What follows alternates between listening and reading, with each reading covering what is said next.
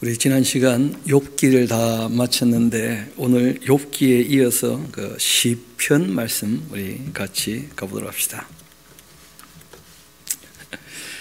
저는 이제 영어를 잘 못해서 이 시편들 푸쌈 이렇게 봤는데 그 피자가 묵음이라고 얘기를 해서 그냥 쌈진데 실제로 이제 그 언어의 그 테힐림, 테필라 크게 두 가지입니다. 이 시편은 무엇이냐면 그 하나님께 찬양했던 내용하고 하나님께 기도한 내용이에요. 찬양이라고 하는 것은 하나님의 존재 자체를 인정하면서 그 존재를 높여드리는 것이고, 그리고 이제 그 하신 일들에 관하여 인정하면서 감사를 표현하는 것, 이런 것들이 이제 찬양이라 그렇게 하죠. 또 기도라고 할 때에는 우리가 이 겪는 일들이 우리 힘으로 감당되는 것도 많은데 의외로 또 감당 안 되는 것도 많습니다. 그럴 때는 뭐 하나님께 도움을 바랄 수밖에 없지 않겠습니까? 그래서 우리가 이 찬양하는 것, 기도하는 것, 그 신앙생활에 굉장히 중요합니다. 그래서 우리가 신앙생활할 때 크게 세 가지 요소를 생각해야 되는데, 하나는 말씀이에요, 말씀. 그리고 또 하나는 찬양이에요, 찬양. 또 하나는 기도죠. 이 말씀과 찬양과 기도가 우리 삶 전체에 늘 표현되어지고 확인되지 않으면, 그러면 하나님과 참 동행하는, 또 하나님과 하나가 된 주님의 몸된 교회, 이렇게 얘기하기는 쉽지 않을 겁니다. 말씀과 찬양과 기도, 이 세 가지는 신앙생활에 있어서 아주 중요한 요소가 됩니다. 그 중에 특별히 이제 하나님께서 하신 일들, 또 하나님께서 이루신 그 역사, 또 하나님의 사랑하신 이야기들과 또 우리에게 전해주신 그 진리의 말씀들, 이런 내용들이 성경 전반에 걸쳐 있는데, 그런데 딱 5권은 좀 성격이 달라요. 사람이 이제 하나님 앞에 찬양하고 기도했던, 우리가 성경 하나님의 말씀이라고 하지만 실제로는 하나님의 사람들의 말이 주를 이루고 있는 책이 이 욥, 시편, 잠언, 전도, 아가서예요.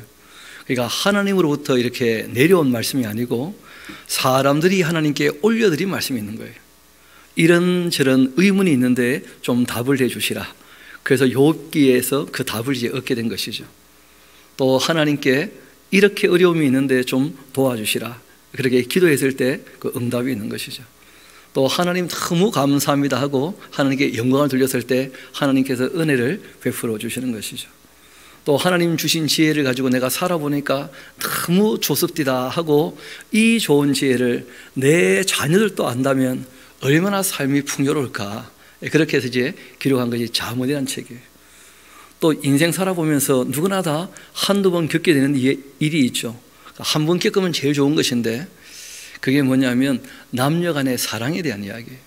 그럼 뭐 진짜 너무 강렬하죠.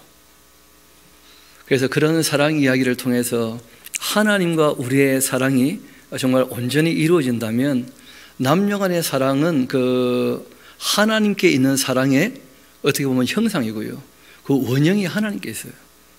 우리가 연애를 해봤던 경험이 있는 분, 아니면 또 부부 간에, 또 부모와 자녀 간에 정말 사랑이 이루어졌을 때 갖게 되었던 어떤 큰 기쁨이나 행복감 같은 것, 그런 것이 아마 영원히 지속되는 것이 하나님 나라가 아니겠는가. 그 나라는 사랑의 나라거든요.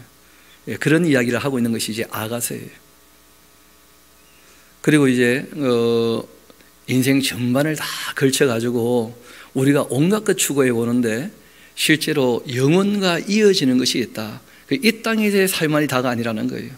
잠언은 이 땅에서의 삶에 대하여 굉장히 중요한 지혜를 얘기하고 있다면, 전도서는 이후의 삶을 생각하는 인생은 무엇이어야 하는가, 진정한 가치를 얘기하는 것이죠. 지혜와 지식만 가지고는 안 되는 것이 있다는 거예요. 그 넘어선 정말 영적인 세계를 바라보는 하나님의 사람이라면 눈앞에 있는 자그마한 자기 이익이 아닌 하나님께서 우리에게 허락하신 그 사랑과 함께 그 주인 되신 하나님을 우리가 어떻게 섬겨야 될 것인가, 그게 전도서의 내용이거든요. 그래서 우리가 이 아침에 우리가 일과를 시작하기에 참 보기에 괜찮은 책들은 실제로는 이 율법서하고 시가서들이에요. 우리가 지금 강독회, 그러니까 성경 바르게 읽기를 쭉 하고 있으니까 전체를 다 보게 됩니다만은 일상적으로 혼자 그 경건의 시간을 갖고 하루 일과를 시작하게 된다면 그럴 때는 산상수훈이라든지 제자파송설교라든지 예수님의 설교들이 있지 않습니까? 완성된 그 율법들. 그리고 이제 이 시가서들을 보면 그 삶에 많은 지혜를 얻게 되죠, 실제로. 그러니까 하루 일상생활에 직접적인 유익과 도움을 받을 수 있는 그런 책들이 바로 이 시가서에 있는 내용들입니다. 그래서 우리가 참 오늘부터 또 이 시편, 시편은 성경 66권 중에 분량으로서는 제일 많죠. 장수가 무려 150편이니까. 그러니까 제일 많아요. 그 다음 이사야서는 그냥 66장이거든요. 그러니까 장수로만 하면 이사야서의 2배가 훨씬 넘어요. 그러니까 참 분량이 많은 내용인데, 우리가 오늘부터 이제 시편을 다루게 될 겁니다. 근데 다행히 시편은 또 짧은 시들도 꽤 많아요. 긴 시도 있지만. 그래서 뭐 그렇게 어렵지 않게 내용들이 넘어가게 될 겁니다. 한 가지 이제 우리가 조금 주의할 것은 그 시편이라는 것이 사람이 이제 하나님께 올려드린 내용이라 말씀드리지 않습니까? 그러니까 그 사람이 그러한 찬양을 할 때 또는 그런 기도를 할 때 그 사람의 정황을 이해하지 못하면 그러면 시만큼 어려운 게 없어요. 이분이 왜 이런 얘기를 하고 있는가? 그 사람 입장에 서지 못하면 참 어려워요. 여러분, 다른 책들은 하나님 입장은 영원히 변치 않으신 분이기 때문에 그래서 하나님 입장은 어떻게 보면 크게 어렵지 않거든요. 참되시고 선하시고 의로우시고 아름다우신 분이시니까. 그러니까 그분이 하시는 말씀은 진짜 일관성이 있는데 그 시라고 하는 것은 사람이란 존재가 너무 작아서 그 정황이 너무 달라요. 그러다 보니까 이제 그 하나님 앞에 올려드리는 그 내용들이 많이 다를 수 있다는 거예요. 그런데 그 정황을 이해하면 충분히 우리가 납득이 되고 공감할 수 있어요. 그래서 이 시편을 볼 때 그런 정도는 기본적으로 좀 생각하면 좋지 않겠는가 싶습니다. 우리 한번 시편 그 1편부터 내용을 차근차근 보면 좋겠고, 뭐 시편에 대하여 전반적인 어떤 큰 아웃라인을 좀 궁금해 하시면 제가 그 파일을 올려놨으니까 그 참고하시면 될 듯 합니다. 이 아침에는 우리가 공부보다는 그 본문 자체를 바르게 읽고 우리가 하나님의 사람으로서 어떤 마음 자세를 가지고 있는 것이 좋은가, 그것을 시편을 통해서 갖는 것이 더 우선이기 때문에 그 본문을 좀 중심으로 해서 읽어 나가고자 합니다. 여러분, 그 시편 1편은 150편이나 되는 시 중에 제일 중요한 시입니다. 왜냐하면 어떤 시집을 묶어낼 때 그 제일 앞에 있는 시가 바로 그 노래집으로 얘기하면 타이틀곡이에요. 타이틀곡. 그러니까 모든 노래가 다 좋은 노래지만 그 중에 한 곡만 유명해지기를 원한다면 그걸 제일 앞에 배치하는 거죠. 타이틀곡. 그걸 미는 거예요, 어떻게 보면. 그런 것처럼 이 시편 150편 중에 1편이라고 하는 이 시는 서시라 할 수 있어요. 그러니까 모든 시를 기록하게 되어지는 그 이유와 그리고 그 목적을 밝히고 있는 것이 시편 1편이기도 해요. 그래서 우리 한번 시편 1편을 봅시다. 거기는 뭐 다른 설명이 거의 없죠, 그렇죠? 그러니까 하나 우리가 메모해 둡시다. 서시, 모든 시의 대표되는 시. 시편이라면 자고로 이러해야 한다 하는 것을 우리에게 밝히고 있는 거예요. 제일 먼저 뭐라고 시작하느냐면 복 있는 사람은, 그러니까 하나님께 복받지 않은 사람은 기도도 찬양도 할 수 없다는 거예요. 시편은 왜 기록되었는가? 하나님께 복받은 사람이기 때문에 하나님께 찬양할 수 있는 것이고 하나님의 자녀이기 때문에 기도할 수 있다는 거예요. 그래서 예수님도 기도를 할 때 이렇게 하라 하시면서 제일 먼저 언급한 것이 하늘에 계신 우리 아버지. 하나님이 우리 아버지라면 그거보다 더 복된 게 있겠습니까? 우리 아버지가 하나님이신데. 그러니까 세상 사람들이 뭘 되겠다, 뭐 몸부림치면서 대통령이라도 한번 돼보겠다고 막 정치인들이 이렇게 저렇게 꿈틀거리는 거 보면 참 저 사람들 열정적으로 산다 싶다가도 대체 저 자리가 무엇이길래 저렇게 서로 미워하고 욕하고 남 깎아내리고 그 자리에 앉으려고 하는가? 어떻게 보면 참 한심해 보이기도 하고 불쌍해 보이기도 하고 그래요. 어떻게 보면. 저는 뭐 그 근처도 안 가보니까 뭐 관심도 없어서 그렇게 멀리 떨어졌으니까 또 함부로 얘기할 수 있는지도 모르겠지만, 그러나 하나님의 자녀는요, 제가 봤을 때는 대통령보다 훨씬 위대한 것이라 저는 믿습니다. 대통령 뭐 우리나라에서는 많이 해봐야 5년 아닙니까? 그래서 우리가 뭐가 되겠다 하지만 하나님 자녀 되면 그보다 더 큰 것은 없는 거예요. 또 우리가 뭘 열심히 하겠다 하고 막 대단한 거 이루는 사람들도 보면 늙어지면 아무것도 아닌 것처럼 여기는 사람들 꽤 있더라고요, 보니까. 실제로 우리가 죽기 전까지라도 맡겨진 사명을 착하고 충성되이 감당할 수 있다면 그거보다 더 의미 있고 보람 있고 복된 삶이 있겠는가? 뭘 갖겠다? 사람들 사는 거 보면 뭐 비싼 차 갖겠다, 뭐 보석 갖겠다, 뭐 이것저것 사겠다, 뭐 그렇게 얘기하는데, 제가 봤을 때요, 그 비싼 거 사놓고 잘 쓰는 걸 못 봤어요. 아니, 비싼 차 10대 있으면 한 대씩 하루씩 타도 10일에 한 번밖에 못 하는 거 아니에요. 차 그 비싼 거 10대나 있는데 계속 쓰는 것도 아니고 뭐 있어봤자 무슨 의미가 있는가? 집이 그렇게 넓어봤자 저녁에 자리에 누우면요, 그냥 내 누울 만큼의 공간만 있으면 충분한 거 아니에요. 아니, 우리가 뭐 집에 굴러다니면서 잡니까? 그냥 침대에 누워 잘 텐데. 뭘 갖겠다 하는 거 가만 생각해 보면 하나님 나라를 소유했다면 전부가 아니겠는가? 내 곁에 정말 사랑하는 가족이 있다면 전부가 아니겠는가? 내 옆에 정말 사랑할 수 있는 친구가 있다면, 함께 신앙생활하는 정말 신앙의 동지들이 있다면 다 가지고 있는 것 아닌가? 더 이상 뭐가 필요하겠는가? 우리 하나님을 소유하고 있다면, 그 하나님의 나라를 가지고 있다면, 그게 뭐가 되겠다, 뭘 갖겠다, 뭘 하겠다, 뭐 아무리 해봤자 그 결론이 나 있어요. 다 헛될 수밖에 없는 부분이 있는데, 복 있는 사람, 하나님 아버지가 정말 있어서 그 자녀가 된 사람, 하나님 나라를 유업으로 받게 되는 사람, 하나님께서 맡기신 사명을 깨닫고 정말 이 땅에서 할 일을 하는 사람. 제가 가끔 그 직장 다니는 친구들 얘기 들어보면서 가끔씩 생각을 해봐요. 그 친구들 얘기가 뭐냐면, 내가 무슨 짓 하는지 모르겠다. 그게 평생 살았는데요, 뭐하고 사는지 모르겠다는 거예요, 자기가 스스로가. 그게 한편으로는 참 안 됐다 싶기도 해요. 자기 인생에 자기 할 일을 찾지 못한 사람, 어떻게 보면 참 불쌍한 거 아니겠어요? 할 일을 하면서 살아야 될 텐데 뭘 하겠다.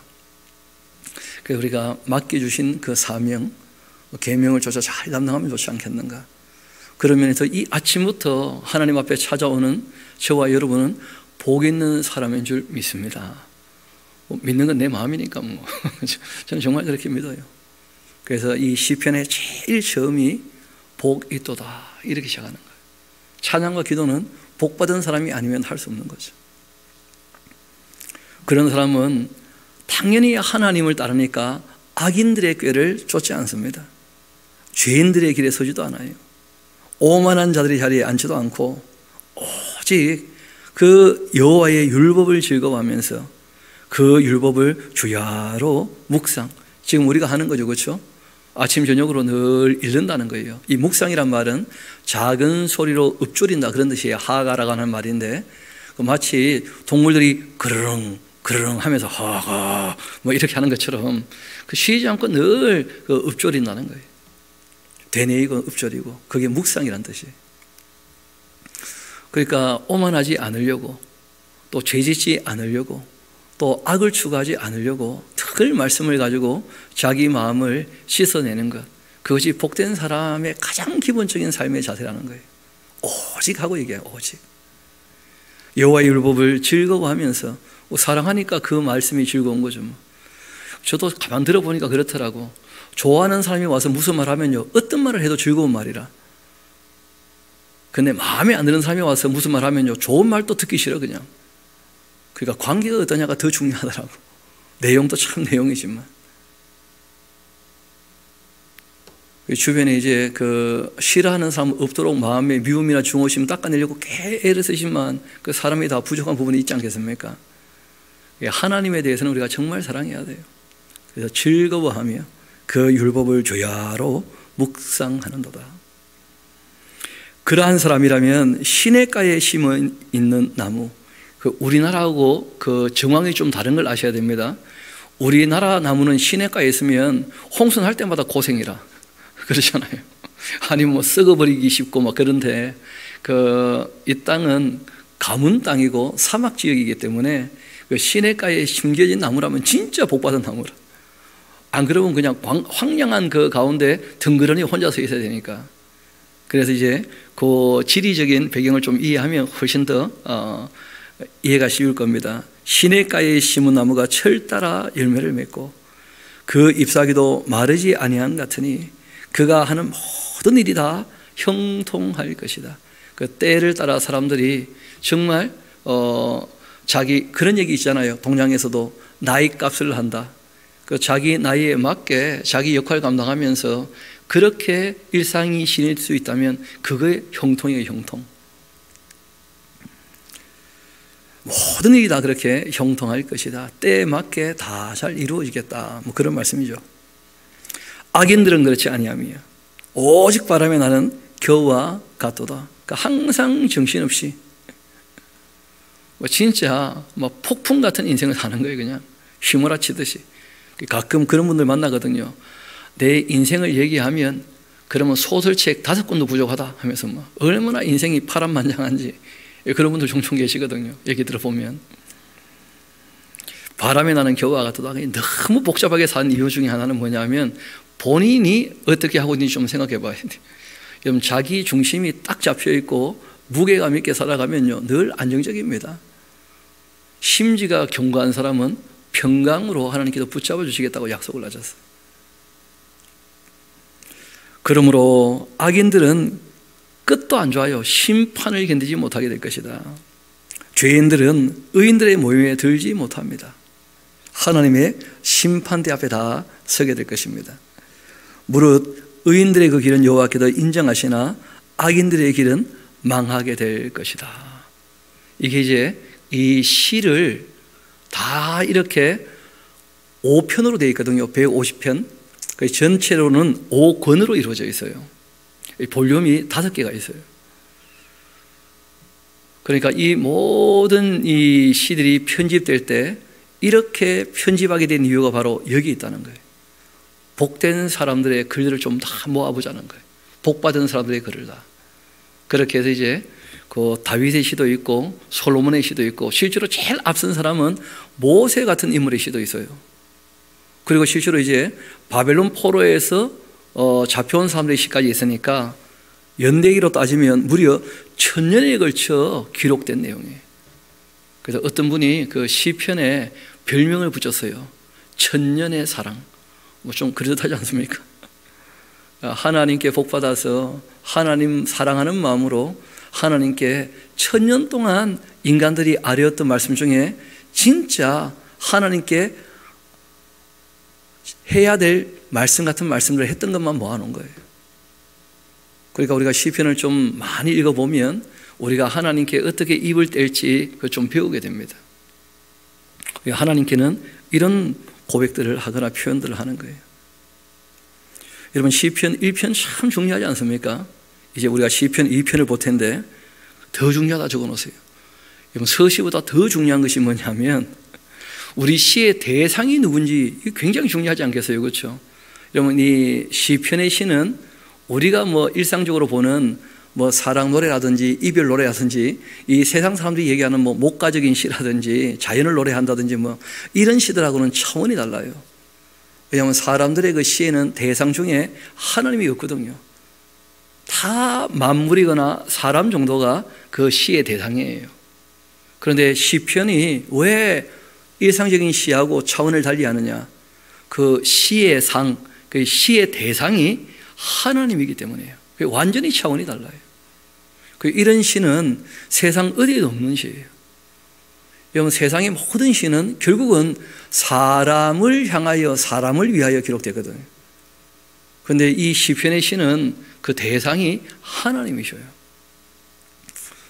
그래서 시편의 이 서시가 시 전체의 그 성격을 규명하고 있다면 시편의 이 편은 진짜 서시죠. 우리의 시의 대상이 누구시냐는 거예요. 어찌하여 이방 나라들이 분노하며 그 민족들이 헛된 일을 꾸미고 있는가? 어찌하여 이 세상 군왕들이 나서며 관원들이 서로 꾀하면서 여호와와 그 기름 부음 받은 자를 대적하는가? 우리가 그들이 그 맹거 끊고 그 결박을 벗어버리자 하면서 하나님께서 우리에게 주신 율례법도 또 그 양심의 법, 이 모든 윤리를 벗어나서 그냥 허랑방탕하게 한번 살아보겠다. 특별히 힘 있고 돈 있고 권력 있으면, 지혜가 있으면 더 그러기 쉬운 것이죠. 뭐 그렇게 하겠다는 거예요. 그런 얘기를 하나님께서 다 듣고 계시다가 하늘에 계신 이가 웃으시며 주께서 그러한 사람들 비웃으시리로다. 몇 년 동안 할 수 있겠다고 그렇게 발부둥 치는가? 그런 것이죠. 얼마나 능력이 또 있겠는가? 그런 것이죠. 그때 분을 발하시고 진노하시고 그들을 놀라게 하시면서 이르시기를 내가 진짜 나의 왕을 내 거룩한 산 시온에 세웠다. 그렇게 하실 거라는 거예요. 이후에 시온에 서셔서 통치하실 하나님이 세우시는 왕이 있어요. 그게 누구냐 하면 예수님이에요. 예수님 재림하시고 난 다음에 그 시온산에 오시고 세상을 완전히 새롭게 하고는 이제 그 예루살렘 그 감람산에 이제 오셨다가 그 예루살렘으로 오셔가지고 거기서 이제 통치하시거든요. 1000년 동안이나.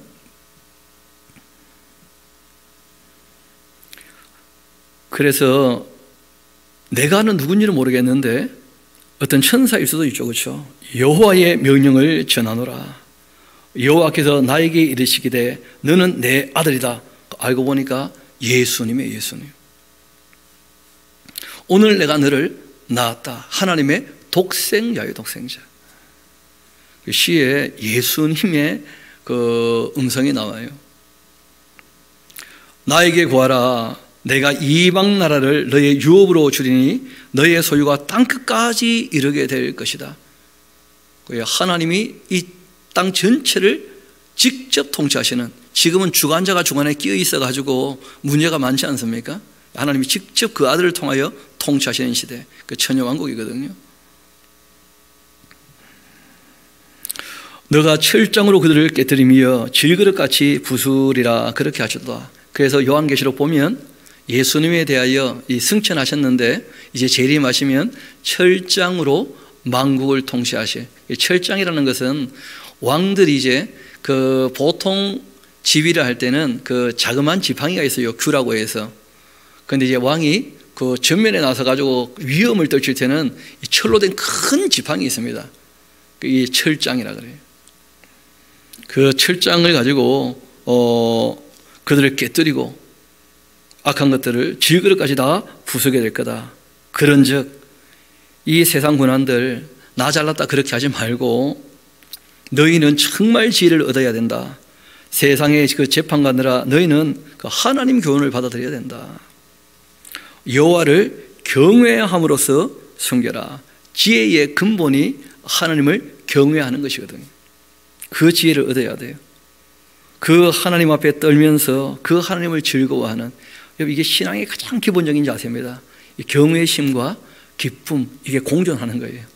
하나님을 경외하는 마음과 하나님을 기뻐하는 마음, 이런 것이 하나님 앞에 설 때 공존하게 됩니다. 저도 이제 제가 참 좋아하는 어른 계시는데 그 어른 앞에 설 때마다 어른이니까 참 두렵기도 하죠. 그렇죠? 근데 같이 있으면 그냥 좋아해요. 예전에 저희 아버지가 그래 하셨고 그 별세 하셨고 이제 제가 그 노 목사님 개인적으로 참 좋아하거든요. 그 성경을 같이 쭉 처음부터 끝까지 정리하고 또 설명해 주셨으니까 저에게는 참 감사한 그런 어른인데 그런 마음이 늘 있어요. 참 좋기도 하고 참 두렵기도 하고 그런 마음이 늘 공존하는 거죠. 실제로 이 땅의 사람들에게는 뭐 그렇지 않은 경우도 있어요. 너무 가까이 갔다가 왜 저러시는가 그런 것도 있거든요. 사람들은. 그런데 하나님께는 그런 게 전혀 없어요. 정말 이 기쁨과 두려움과 기쁨이 공존하는 그런 감정을 가지고 하나님 앞에 서는 거예요. 그리고 무엇보다 중요한 것이 있는데 하나님이 그 아들을 보내실 겁니다. 그 아들에게 어떻게 하라는 거예요? 입 맞추라는 거예요. 그래서 오늘 우리가 그 하나님의 아들 예수님에 대한 그 찬양을 같이 불렀던 것이죠. 그렇지 아니하면 진노하심으로 너희가 길에서 망하게 될 것이다. 그의 진노가 급하심이라. 여호와께 피하는 모든 사람 다 복이 있도다. 그렇게 된 것이죠. 그래서 시편 1편, 2편 이게 알고 보면 전체가 다 서시라 할 수 있어요. 그 1편은 시편 전체에 대한 이 분위기를 이제 우리에게 보여주고 있다면 시편 2편은 우리의 시의 그 대상이 누구이신가. 그리고 이제 진짜 내용은 어디부터 시작됩니까? 그러니까 이제 진짜 내용은 3편부터 이제 본론에 들어가는 거예요. 본론 들어가면 알 수 있는데 인간의 삶은요, 우리가 고백할 때는 참 복된 삶이다 얘기할 수 있지만 실제로 우리 인생은 그 담담하게 지내는 시간들이 훨씬 더 많고요. 그리고 기쁘고 즐거운 시간보다는 고통스럽고 괴로운 시간이 훨씬 많습니다. 성경은요 그런 걸 전혀 부인하지 않아요. 그래서 본론 들어가자 제일 먼저 나오는 시가 어떤 시냐 하면 다윗이 자기 아들 압살롬에게 피할 때 그때 지었던 시가 있다는 거예요. 이런 거 인생에서 어떻게 보면 가장 비참할 때 아니겠어요? 아니 아들이 아버지를 죽인다고 생각해 봐요. 아들이 아버지를. 그런데 그런 정황에도 다윗이요, 사람은 사람일 뿐이고 하나님을 바라봐야 되겠다 하고 자기 마음을 추스리는 것을 보게 됩니다. 심지어 또 자기를 죽이려고 하는 그 아들을, 이 압살롬 아닙니까? 다윗은 여전히 사랑하는 마음이 있어요. 그리고 인간이다 보니까 어떻게 또 생각을 하느냐 하면 자기 아들은 별로 안 나쁜데 그 주변에도 부추기는 놈들이 나쁘다. 제가 봤을 때 똑같이 다 나쁜 놈들인데 그런데 그 사람이 마음이 그럴 수밖에 없거든요. 내 자식은 그럴 사람이 아닙니다면서 부모는요 그게 참 포기가 잘 안 된다고요, 진짜로. 그러니까 자기 아들이 자기를 죽이러 올 때에도 부하들에게 부탁을 하죠. 내 젊은 아들 압살롬 좀 불쌍히 여겨다오. 애가 어려서 철이 없어 그렇지 철만 들면 괜찮아진다. 다 그런 거 아니겠어요? 알고 보면 우리가 다 하나님의 자녀인데 말도 안 되는 사람들이 살아있는 거 보면요, 하나님께서 저것들도 철들면 괜찮아지지 않겠나. 진짜 오래 참아주시는 거예요. 사랑하시니까. 그래서 다윗이라는 인물이 그 아들에게 쫓길 때 어떤 마음을 가지고 있었는지 우리가 좀 살필 필요가 있습니다. 여호와여 나의 대적이 어찌 그리 많은지요. 자기가 권력이 있을 때는 다 자기 편인 줄 알았는데 힘 빠져보니까요 전부 적이야. 전부 그냥 그 위에 자리를 찬탈하고자 하는 사람들밖에 없는 거예요. 나의 대적이 어찌 그리 많은지요. 일어나 나를 치는 자가 많습니다. 이게 다윗의 고백이었어요.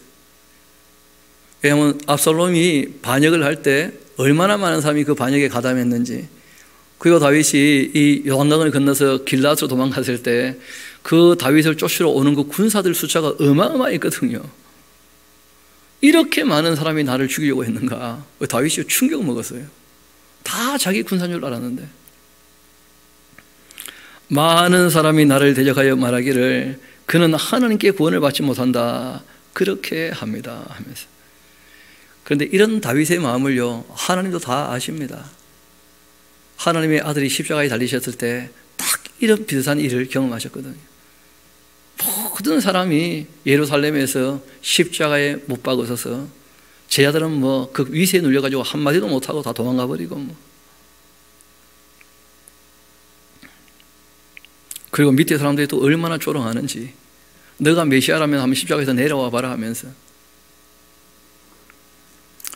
여호와여 주님이 나의 방패가 되십니다. 나의 영광이십니다. 나의 머리를 드시는 분이십니다. 내가 나의 목소리로 여호와께 부르짖었는데, 다 부르짖었다에 번역되어 있는데 카라는 말은 내가 그렇게 힘들고 어렵고 괴로울 때 하나님을 불렀더니, 그런 표현이에요. 그가 성산에서 응답해 주셨다. 하나님은 말씀하신다는 거예요. 그래서 이분이 잠들 수 있었다는 거예요. 하나님께서 그 평안을 허락하신 거예요. 이런 불안하면 못 자거든요. 미워하는 마음이 있는 사람 잘 못 자더라고요. 욕심이 큰 사람들도 잘 못 자요. 내가 누워 자고 또 아침에 일어난 거 보니까 자고 있는 동안 누가 나를 또 해코지 안 했어요. 그래서 자게 된 것도 너무 감사한 일이고 또 때가 되어 일어나게 된 것도 너무 감사한 일이라는 거예요. 일상적인 삶에서는 전혀 깨닫지 못한 것이었는데 위기의 순간 아들에게 쫓겨서 도망치게 되었을 때 모든 국민이 자기의 적이 되었을 때 비로소 이분이 깨닫게 된 거예요. 자게 된 것도 깨게 된 것도 다 하나님의 은혜였던 것이구나. 일상적으로는 이분이 우리가 봤잖아요. 그 우리아의 아내 그 바세바를 취하게 될 때 잠이 안 와가지고 밤새도록 뭐하고 놀고만 하다가 눈벌 그렇게 뜨고 그거 죄만 짓고 뭐. 그러니까 이 자는 것 깨는 게 이게 얼마나 감사한 일인지 제대로 알지도 못했다는 거예요. 그런데 저녁에 자고 아침에 일어났으니 이게 얼마나 감사한 일인가. 여호와께서 나를 붙들어 주시는 것이다. 천만인이 나를 에워싸 진친다 해도 나는 두려워하지 않습니다. 여호와여 일어나소서. 나의 하나님 나를 구원하여 주옵소서. 주께서 나의 모든 원수의 뺨 치시고 악인의 일을 꺾으시는 분 아닙니까? 왜냐하면 다윗이 늘 하나님의 전쟁을 수행했거든요. 그러니까 내가 하나님 편에 서 있으니까 그 악한 자들은 망해야 되지 않습니까? 예, 그런 얘기죠. 그리고 우리 8절 같은 경우는 같이 한번 읽어볼까요? 시작. 구원은 여호와께 있사오니 주의 복을 주의 백성에게 내리소서. 셀라. 그러니까 시편은 다 복받은 사람들이 불렀던 그 찬양이며 하나님께 아뢰는 기도라는 거예요. 그 구원은 사람에게 있는 게 아닙니다. 하나님께 있는 게 하나님께. 이게 다윗의 고백이죠. 내가 뭐 용맹해서, 내가 지혜로워서, 뭐 내가 싸움 잘해서 뭐 그런 게 아니에요. 구원은 여호와께 있습니다. 그 시편 4편 그 기도문인데요. 이게 이제 잠자리에 들 때의 기도문이에요. 그리고 이제 5편은 그 아침에 일어날 때의 그 기도문입니다. 이분이 좀 전에 얘기했잖아요. 내가 자고 깬 거 보니까 다 하나님께서 나를 지켜주신 것이다. 그런 고백했는데 이분이 그 자는 게 얼마나 소중한지를 알게 되었기 때문에 그 저녁 잠자리에 들 때 기도문을 특별히 또 하나 만들었어요. 다윗이 쉬고 인도자를 따라 현악에 맞춘 노래입니다. 저녁 기도문 그렇게 하면 좀 이해가 쉬울 겁니다. 현악기라는 것이 잘 아시는 것처럼 여러분 그 타악기가 있고 현악기가 있잖아요. 그렇죠? 또 현을 위에 또 두드려서 소리 내는 악기도 있고 그런데 대부분 다 뭐 그런 악기들이죠. 피아노는 아주 대표적인 타악기라 그러더라고요. 현을 땅 때려가지고 소리를 내니까. 그런데 이제 반면에 활을 가지고 이 현을 긁어서 내는 이 악기들, 그 바이올린, 뭐 첼로, 비올라 뭐 이런 것들이 다 그 현악기거든요. 비파와 수금 뭐 그런 게 나오게 될 때 그 수금 같은 게 그런 게 아니겠는가 싶기도 한데 이 줄을 긁어서 소리가 내는 그런 악기들은 그 의외로요 신금을 울립니다. 저도 이제 가끔 마음을 좀 가라앉히고 싶다 뭐 그럴 때는 그 첼로 이렇게 연주곡 틀어놓고 그리고 이제 책 읽고 그렇게 하거든요. 현악기라고 하는 것이 의외로 사람을 좀 차분하게 만듭니다.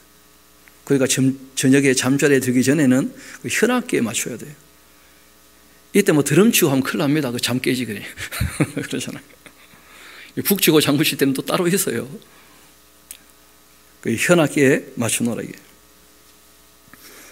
나의 의의 하나님, 그 다윗이 정치를 하는 가장 기본이 성실과 정의와 공의, 의의 하나님, 하나님의 정치 원리를 따라 일하시는 분이거든요. 하루 동안 그렇게 살았다는 거죠, 자기가. 내가 부를 때에 응답하소서. 곤란한 중에 나를 너그럽게 하셨사오니 내게 은혜를 베푸사 나의 기도를 들어주옵소서. 다윗이 하루 일과 중에 많은 것이 이 재판하는 거예요. 정의와 공의를 실행하는 것.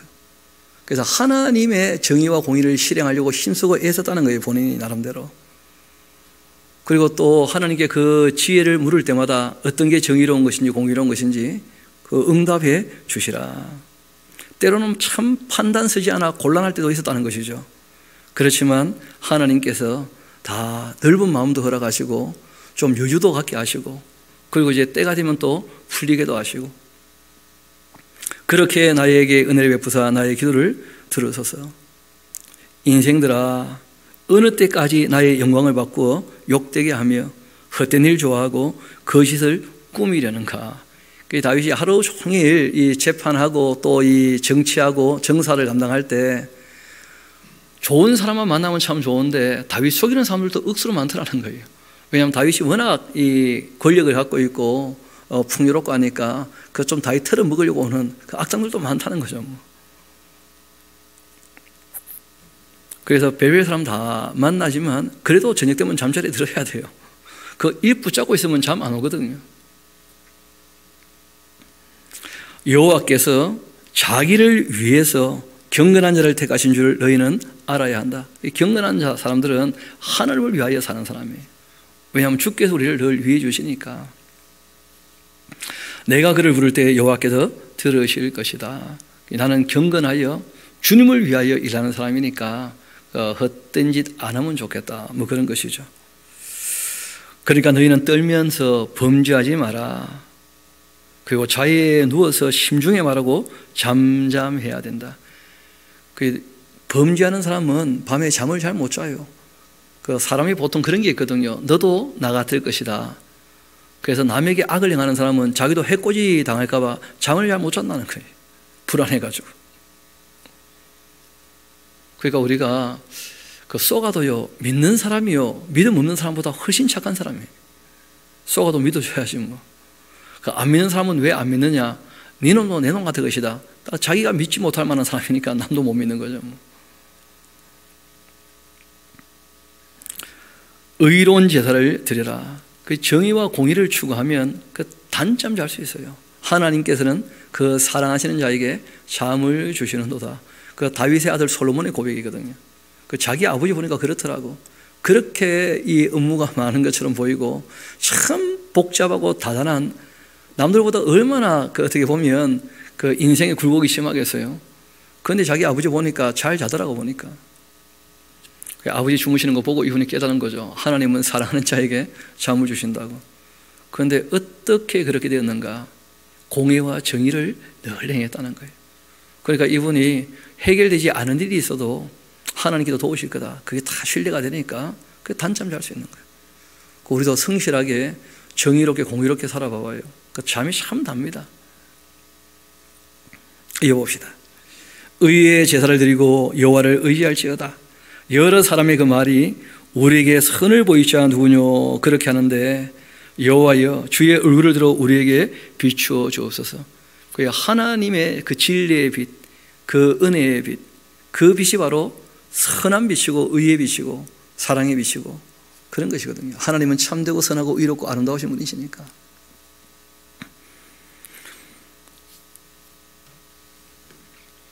주께서 내 마음에 두신 그 기쁨은 그들의 그 곡식과 새 포도주가 풍성할 때보다 더합니다. 아무리 좋은 거 먹고 마셔도 그거보다 더 기쁜 일이 있었다는 게 다윗은. 온갖 좋은 거 다 먹어봤는데 그거 가지고 만족이 안 돼. 여러분도 혹시 경험이 있는지 모르겠습니다만은 그냥 배부르게 먹으면요 배가 불러가 잠이 안 와요. 괴롭고 밤에 부대끼고 적당히 먹고 말아야지. 그렇지 않습니까? 아무리 좋은 거 많이 먹어봤자 그게 뭐 먹을 때 입만 즐거운 것이 몸은 괴로울 때가 많거든요. 오히려 이분 얘기가 그런 거예요. 그러니까 하나님께서 마음에 두신 참된 기쁨이 있어야 돼. 그게 어떤 기쁨이냐면 너 오늘 그래 내 말대로 잘했구나. 그 양심에 비춰봤을 때 정말 끄리낌 없이 인생을 살았다면 참 만족스럽게 잠자리에 들지 않겠어요? 우리 한번 8절은 또 같이 한번 읽어볼까요? 시작. 내가 평안히 눕고 자기도 하리니 나를 안전히 살게 하시는 이는 오직 여호와이시니이다. 그렇게 얘기한 거예요. 그래서 오늘 하루 일과를 다 마치고 저도 여러분도 평안히 눕고 잘 수 있게 되기를 소망합니다. 그러려면 정의와 공의를 추구하는 것과 함께 긍휼과 자비, 온유, 겸손 이게 꼭 필요해요. 누구와 다투고 난 다음에는 편히 쉴 수 없어요. 누구를 미워하거나 욕심을 따르면 편히 쉴 수 없어요. 남을 속이거나 불의하거나 악을 행하면 편안히 쉴 수 없습니다. 그래서 우리가 정말 편안히 자리에 누워서 잠잘 수 있도록 그렇게 하루 일과를 잘 지내야 정말 잠자리가 평안하죠. 단잠 잘 수 있죠. 이게 이제 저녁 기도문이에요. 그러니까 잠자리에 들기 전에 하루를 한번 쭉 되돌아본 겁니다. 내가 정말 제대로 하루 살았는가. 그리고 이제 부족한 것이 있다면 빨리 체크해 놓고 이제 내일 좀 정신 차려야지 하면서. 왜냐하면 너그러운 마음도 허락하셨거든요. 넓은 마음도. 그러니까 오늘 뭐 다 이룰 수 없잖아요. 그렇죠? 살아보면 하루에 마무리되는 일도 있지만 어떤 일은요 꽤 여러 날 걸려야 또 정리되는 일도 있어요. 우리가 이 지혜를 얘기할 때 솔로몬에게 지혜를 얘기하지만 실제로는 다윗의 지혜가 솔로몬에게 넘어간 것이거든요. 잘 듣는 것. 다윗같이 잘 듣는 사람이 잘 없지 않습니까? 또 분별력, 그리고 넓은 마음, 이런 것도 알고 보면 다윗에게 이미 다 있었거든요. 또 아침에 깨면 어떻게 해야 되느냐? 그 이제 5편의 말씀이죠. 다윗의 시 인도자를 따라 거기 보면 관악에 맞춰 놀리고, 그렇죠? 이 관악기는 나팔 같은 것이죠. 그리고 우리도 군대 가보니까 관악기를 늘 불어요. 빰빰빰빰빰빰빰빰빰빰빰빰빰빰빰빰빰빰빰. 그 제일 듣기 싫은 나팔 소리인데, 왜냐하면 기상나팔이에요. 기상나팔. 군대에서 피곤해서 잠들었는데 그 나팔 소리 들으면 다 일어나요. 다. 관악기에 맞춰 노래해요. 아침에 일어날 때 그 기도문이에요. 그러니까 다윗이 일어날 때에도 나팔수가 나팔 불었던 모양이라 보니까 밤새 이 파수꾼이 다 파수하고 이제 해가 뜨면 그 나팔꾼이 나팔을 부는 거죠. 뭐. 그러면 다 일어나야 돼요. 나팔 소리 시끄러운데 계속 잘 수 있겠습니까? 그래, 일어나야지. 여호와여 나의 말에 귀를 기울여주시고 나의 심정을 헤아려 주옵소서. 이 말은 내가 이제 하루 일과를 시작하려고 이런저런 계획을 세우고 있는데 하나님 내 계획 한번 다 들어보시고 그것이 정말 옳은지 그런지 한번 내가 해야 될 걸 하는 것인지 말도 안 되는 것을 계획하고 있는지 좀 검토해 주시라, 이런 거예요. 내 욕심대로 이루어 주시라, 그런 정도의 뜻이 아닙니다. 전혀. 하루 일과를 쭉 계획을 세울 때 하나님께서 허락하시는 일만 하고 싶다는 거예요. 여러분 하루 일과를 시작할 때 하루 계획 세운다는 게 참 의미가 있겠죠. 그렇죠? 오늘 뭐 해야 될 것인가, 그 대충이라도 좀 틀을 잡아놔야 돼요. 그래야지 참 의미 있게 그 시간을 보내겠죠. 하다못해 장을 봐도 뭘 살지 말지 이거 다 적어놓고 가야지, 아무것도 안 주고 갔다가 엉뚱한 거 사와가지고는 그 냉장고에 넣어놓고 또 썩어버리고 그런 악을 행하면 안 됩니다. 그런 악을. 사람이 조금은 계획 있게 살아야죠. 규모가 있게. 저도 뭐 이런 말씀 드리면서 부끄러운 일이 종종 있거든요. 그 계획 없이 뭘 했다가 내가 저걸 왜 사놨나, 뭐 그럴 때 종종 있거든요. 가만 보면 언뜻 봤을 때는 뭐 먹고 싶어서 샀는데 먹을 기회가 도무지 없을 때 뭐 이럴 때가 있다고. 그래서 사람이 하루 일과를 계획한다는 것이 참 의미가 있어요. 하나님 앞에 그 비추어 봐야 돼요. 나의 왕, 나의 하나님, 하나님이 왕이시라는 거예요. 내가 그 부르짖는 소리, 꼭 이렇게 이제 번역이 되어 있는데 도움을 바라는 그 말씀을 아뢰고 있습니다. 내가 주님께 기도하지 않습니까? 그 기도의 내용이 뭐예요? 그 하루 일과를 하나님께 아뢰는 거예요. 이렇게 살면 되겠습니까? 하고. 그러면 양심에 비추어 보면 대략 알 수 있잖아요. 아, 이렇게 하면 안 되겠다, 이렇게 해야 되겠다. 오늘도 특별히 누구를 만날 텐데 마음에 안 드는 사람 만날 때 먼저 조금 사전 연습을 해야 됩니다. 품위 있고 질서 있게 인격적으로 대해야 되겠다. 안 그러면 또 막말하게 되니까. 뭐. 요즘에는 막말 넘어서 개소리라는 게 있더라. 개소리. 여러분 그 거짓말보다 더 문제가 개소리랍니다. 이게 무슨 말이냐면 거짓말이라고 하는 것은 이 참말에 기반을 하고 있기 때문에 팩트 체크하면 거짓말하는 사람은 부끄러워한다는 거예요. 거짓말을 했으니까. 자기가 거짓말을 할 때에는 진짜를 알기 때문에 거짓말이 들통났을 때 부끄러워한다는 거예요. 그런데 개소리는요, 틀린 말인데도 자기는 맞다고 생각한다는 거예요. 정치인들 보면 그런 개소리가 많잖아요. 가만 들어보면. 그게 부끄러운 줄을 모른다는 거예요. 팩트 체크를 해줘도. 그게 모르겠어요. 저는 뭐 이 정치적으로 크게 그 관심이 있거나 그런 사람은 아니지만 그래도 뭐 무관심할 수는 또 없으니까. 그런데 예전에 뭐 이 어떤 사람들이 그랬거든요. 우리가 뭐 방역에 있어서 후진국이다 뭐 이차고 저거, 그때마다 방역 당국이 얘기했어요. 이런 스케줄이 있습니다. 그래서 그 스케줄대로 잘 할 겁니다. 뭐 그렇게 해가지고 또 스케줄이 있으면 다 하냐, 실행돼야 다 하지 하면서 시간도 안 줘도 막 그렇게 떠들었다고. 그리고 이제 상반기에 1200만 얘기했는데 지금 1400만 넘어가고 있거든요.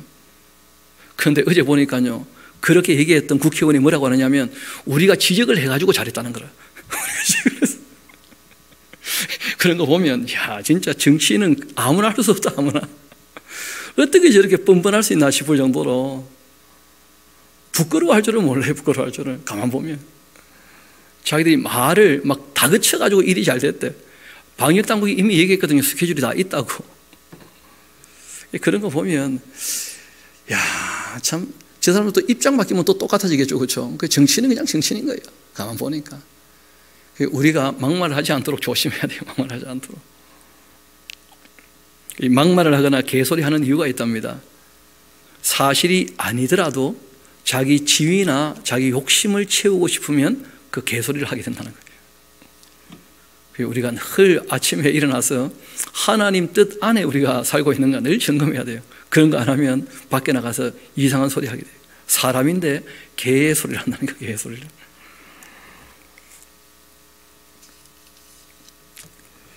여호와의 아침에 주께서 나의 소리를 들으실 테니까 아침에 내가 주님께 기도하고 바라겠습니다. 하나님은 우리가 아래는 모든 말씀 다 듣고 계시는 거예요. 그래서 정말 그 말씀들이 다 주님의 뜻에 합당한지 늘 살펴봐야 됩니다. 그리고 이분이 얘기하죠.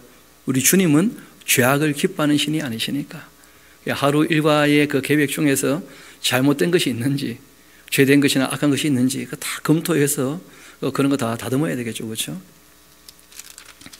악이 주와 함께 머물지는 못할 것입니다. 오만한 자들이 주의 목전에 서지 못할 것입니다. 주님은 모든 행악자를 미워하시는 분이시니까 이걸 위하여 기도하는 거예요. 죄 가운데 행하지 않고 악에서 벗어나려고. 그래서 예수님도 기도를 가르쳐 주실 때 시험에 들지 않게 악에 빠지지 않게 도와주시라. 그 기도하는 거 아니에요. 거짓말하는 자들을 멸망시키리이다. 여호와께서 피 흘리기를 즐기는 자, 속이는 자 다 싫어하시니까 하루 살아갈 때 남 속이는 일이 없도록 계획을 세울 때 그런 계획 세우는 사람이 있거든요. 사기꾼들은 아침에 뭘 계획하겠습니까? 오늘 누구 속여먹을까? 그러지 않겠어요? 아침 계획부터. 그 참 인생이 뭡니까 그렇게.